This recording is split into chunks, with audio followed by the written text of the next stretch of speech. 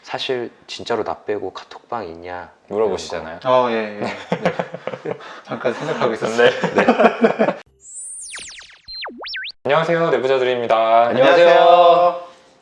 오늘은 피해의식을 극복하는 방법에 대해서 이야기를 해보려고 합니다. 최근에 저희가 이제 피해망상에 대해서 얘기를 좀 했었죠. 네. 피해망상이란 이게 말을 우리가 실생활에서 쓰는 경우 그건 피해망상 대부분 아니고 피해의식이다. 피해의식이란 다른 사람의 의도를 가지고 나를 비난하거나 좋지 않게 생각한다. 이런 경향을 얘기하는 거고요. 이게 조현병 혹은 뭐 심한 우울증 이런 데서 나타나는 피해 망상과는 달리 피해 의식은 참 여러 가지 상황에서 생길 수 있다라고 네. 말씀을 드렸었는데요. 뭐 직접적인 폭언 혹은 모욕을 당한 뒤에 생길 수도 있고요. 뭐 인간관계에서 그냥 스트레스 자체를 많이 받고 있는 경우에도 생길 수 있습니다. 뭐 이러한 경우에야 뭐 시간이 지나면서 기억이 좀 무뎌지기도 하고 혹은 고민하던 문제가 해결되면 이게 피해의식이 옅어지게 마련이죠.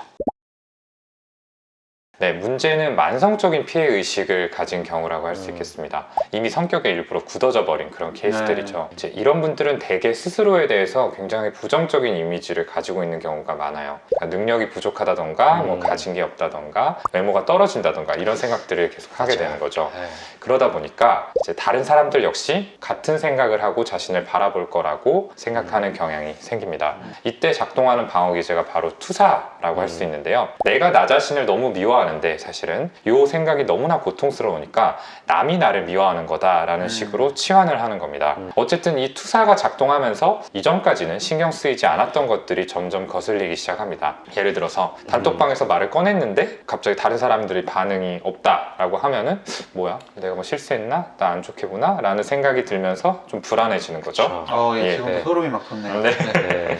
저 빼고 단톡방 따로 만든 거 있잖아요. 저희들끼리 항상 하는 항상 얘기죠. 그런 생각하죠. 네. 그리고 회사에서 동료들끼리 이야기를 하다가 내가 오면 갑자기 좀 조용해지는 경우 그럴 때도 뭐지? 하고 좀 이렇게 의식이 되기 시작을 하는 맞아요. 겁니다. 내 얘기였나 싶죠. 네네네. 근데 그건 당연한 거야 어떻게 보면은. 얘기하다가 누구 오면 다 같이 보면서 조용해지지. 누구 오는데 신경도 안 쓰고 계속 얘기할 수는 없잖아요. 이런 생각을 몇 차례 하다 보면은 이제 하나의 생각이 형태를 갖춰서 마음속에 떠오르게 되죠. 사람들이 전부 나를 싫어하는 것 같아. 이런 생각이 공고해지게 되는 겁니다. 네, 지금 만들어진 이 생각이 이제 다른 사람들하고 어울리는 걸 막죠. 나를 싫어한다고 여겨지는데 어떻게 이제 같이 어울려요? 그쵸. 그러니까 네. 이제 그 자리를 더 피하고 더 멀어지고 그렇게 되는데 그럼 또 이거 자체가 역시 저 사람들은 날 미워해라는 근거가 되는 거예요. 우리 이렇게 멀어져 있잖아. 나 빼고 자기끼리 노네. 사실은 내가 거리를 둔 건데. 네. 이렇게 강해진 피해의식이 점점 멀어지게 만드는 이 악순환, 여기서 벗어나오는 게 이제 굉장히 힘들죠. 그럼 이 악순환에서 어떻게 벗어나냐, 피해의식에서 어떻게 벗어날 수 있냐, 그 말은 결국 내가 어떻게 하면 나 자신을 안 미워할 수 있냐, 이 질문으로 귀결됩니다. 네. 첫 번째 단계는 남이 나를 안 좋게 보고 있을 수도 있어요, 실제로.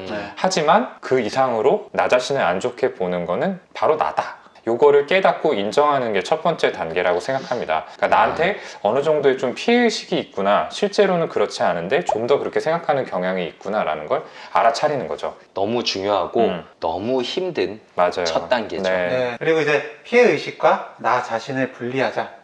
이게 좀 드리고 싶은 말씀인데요. 피해의식을 가지고 있는 나가 아니라 내가 피해의식이라는 놈한테 당하고 있구나, 이렇게 생각을 해보시면 어떨까요? 분리하자는 거죠. 그렇죠. 네. 피해의식과 내가 동일시 돼버리면, 그러니까 이제 피해의식을 가진 나가 돼버리면 남들은 다 적이 되어버려요. 피해의식과 나를 분리하면 적은 다른 사람들이 아니라 피해의식 그 그렇죠. 자체가 되겠죠. 무찔러야 될 대상이 네. 타인에서 이 맞아요. 피해의식으로 옮겨간다라는 그렇죠. 거죠. 네. 네. 그리고 이런 얘기들 진료실에서 하시는 분들 들어보면 굉장히 확정지어서 얘기합니다.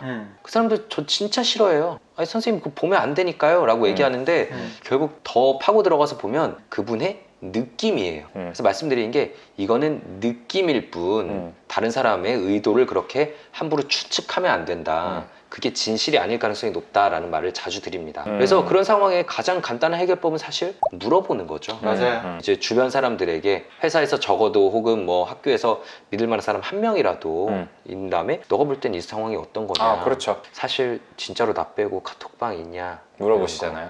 예. 네. 잠깐 생각하고 있었어요.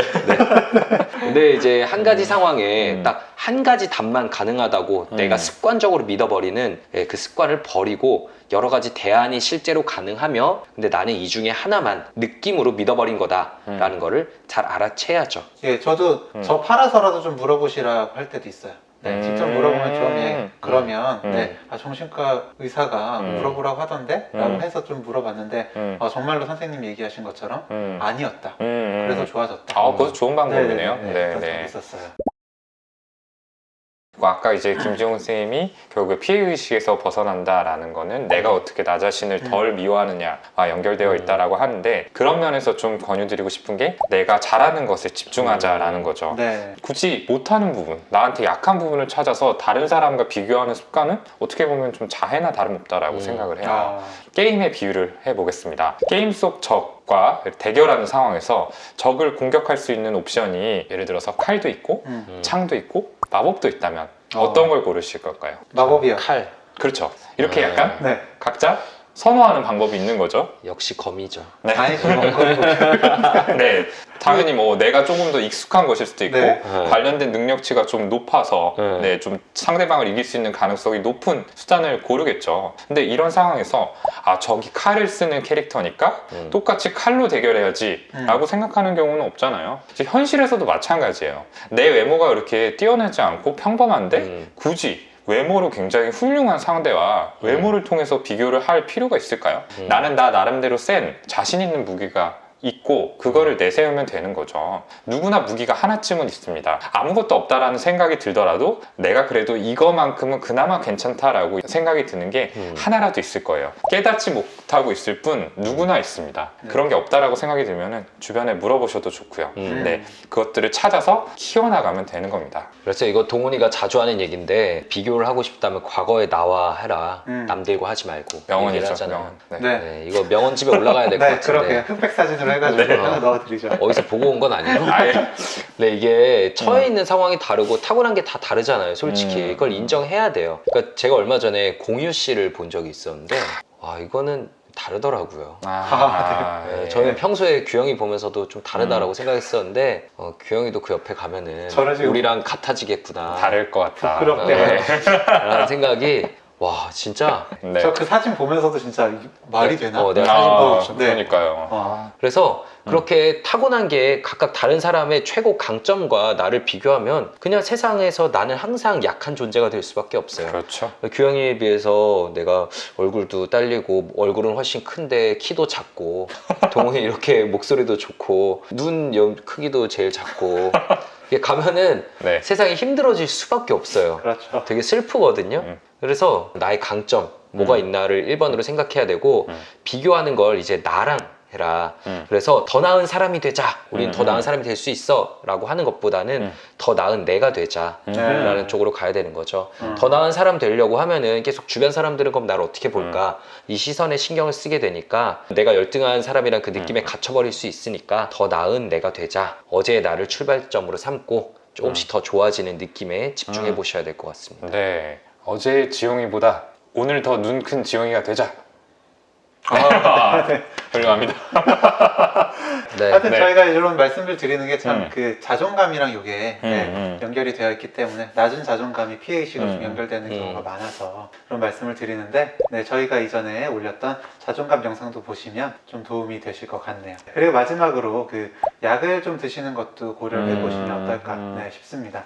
이게 성격적인 부분일 수도 있는데요. 나도 모르는 사이에 어떤 우울증 같은 뇌의 변화가 나를 공격하는 그런 피해의식을 자꾸 만들어낼 수도 있습니다. 그렇습니다. 네, 우울증의 대표적인 증상 중에 하나가 나를 부정적으로 생각하는 그런 부분이거든요. 피해의식으로 또 예민해져 있는 그런 부분들, 불안, 이런 걸 조절하는 게 약이 도움이 될 수가 있고요. 약물이 만능은 아니지만 이런 변화의 실마리를 만들어 줄 수 있습니다. 네, 오늘은 이 피해의식에 대해서 같이 이야기를 나눠봤습니다. 네, 오늘 드린 말씀이 여러분들께 좀 많은 도움이 됐으면 하는 바람이고요. 또 여러분이 생각하는 뭐 피해의식은 이렇게 극복하면 좋겠다 내지는 네. 나는 이렇게 극복했다 라고 하는 방법들이 있다면 댓글로 같이 나눠주시면 좋겠습니다. 그러면 저희는 다음 시간에 더 유익하고 흥미롭고 여러분께 도움이 되는 컨텐츠를 들고 다시 찾아뵙도록 하겠습니다. 감사합니다. 감사합니다. 오늘 영상 조금이라도 재밌고 유익하셨다면 구독, 네, 좋아요. 댓글 쓰기 알림 설정까지 네, 꼭 부탁드립니다. 감사합니다. 감사합니다.